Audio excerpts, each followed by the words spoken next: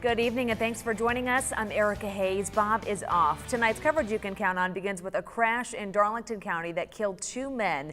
It happened shortly after 5 this afternoon at the intersection of West Old Camden Road and New Market Road. Troopers say the driver of a Volvo ran a stop sign and hit a Nissan car. Darlington County Coroner Todd Hardy identified the victims as 62-year-old Stephen D'Amico and 22-year-old Dargan Glenn Brown, both from Hartsville. D'Amico was the driver of the Nissan. Brown was a passenger in the Volvo. No word tonight on the condition of the Volvo driver. The crash remains under investigation.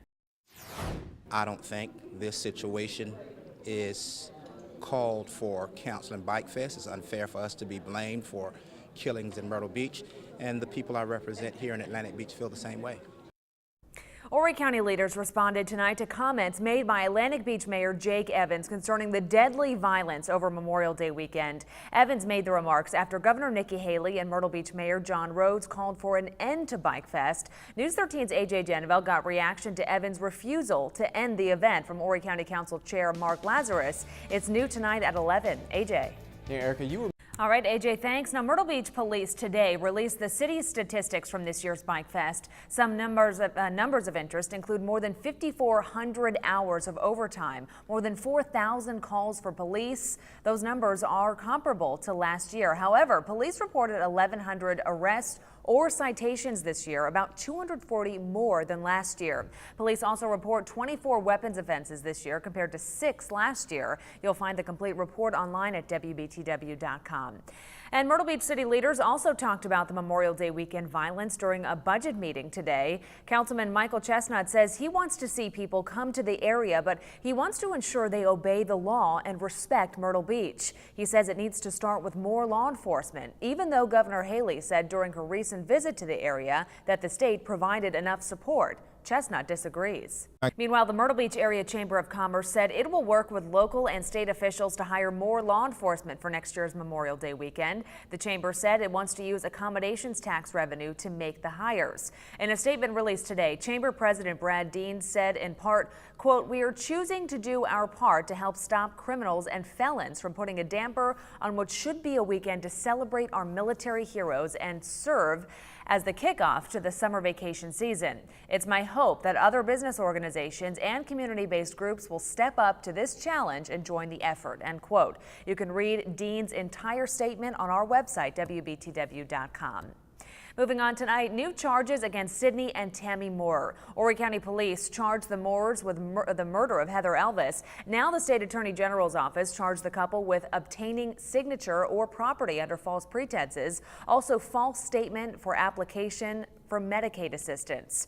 Police say Sydney Moore and Miss Elvis had a previous relationship. An indictment states the Moores killed the 20-year-old on December 18th at Peachtree Landing in Socastee. Well, last week, News 13 exposed grade tampering at Hannah-Pamplico High School in Florence County. The district investigated the claims and found it couldn't find who changed the grades. But now some parents want answers. As News 13's Matt Petrillo reports, new at 11, some of those parents met tonight to discuss their concerns. Now, Florence School District 2 did issue a response following a report last week. It said it could not discuss individual students or employees because of confidentiality issues, but said it took appropriate steps to address any concerns. The district also said it hired independent consultants to review how the district handled the matter and to make any recommendations. To read the full press release, look for Matt's story online at WBTW.com. Well, hundreds of jobs are on the way to Florence County. As News 13 first reported last night, California-based Reese Foods announced it bought the former Heinz facility and will renovate the plant to produce its line of frozen Mexican foods. The company plans to start production next year and will eventually employ 500 people. Reese Foods will invest $55 million in the plant. Now, that plant will offer jobs ranging from management to clerical work. Many job seekers News 13 talked to today say they noticed an increase in manufacturing jobs. In fact, the state added 1,800 jobs in that field in April alone. However, some say it's a different story when it comes to work in business fields. Economic development officials say they're working to recruit different kinds of employers to the PD. You can find more information on the Reese positions coming to Florence County right now at WBTW.com. Now, News 13 asked Florence County Economic Development about the incentive package for Reese. It said it will not release that information at this time. However, a spokesperson did say that Reese chose Florence for its quality of life, its workforce, and hospitality. Officials say the company like that Florence has a small town feel with the opportunity for big booming business. Now, you may remember the county gave the plant's former owner, Heinz, $2 million for land and facilities as part of an incentives package. Heinz broke ground in 2008 but didn't open until 2011 due to the recession. The plant closed in the spring of this year. Now, Heinz promised to hire 350 people but only hired 200. Earlier this year, it was announced that Florence County will get back $1.5 million in incentives it used to lure the Heinz plant.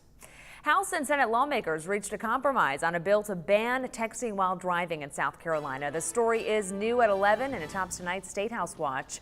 Under the proposed ban, a driver must be fully parked to text with a wireless handheld device. However, you could still text emergency services while driving. Violators would not get points on their license but would face fines that start at $25. The committee will present the compromise to the full House and Senate tomorrow. Well, South Carolina has a new law on the books tonight that could help more than 104,000 people. That's how many people in South Carolina live with epilepsy. The new law will allow the use of cannabis oil to help prevent seizures. News 13's Robert Kittle tells us how the law works, new tonight at 11.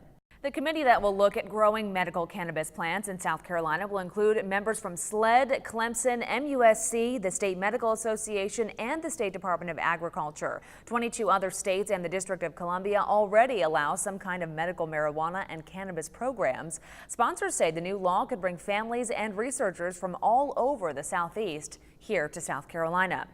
South Carolina voters will decide in November whether the state remains the only one to elect its top military officer. Governor Haley signed a bill today to put that question on the general election ballot. If voters approve the idea, South Carolina's governor will appoint the adjutant general beginning in 2019. The adjutant general oversees the South Carolina Army National Guard, Air National Guard, State Guard, and the state's Emergency Management Division. Next up on News 13, U.S. authorities break up a Russian computer hacking ring that cost Americans millions of dollars.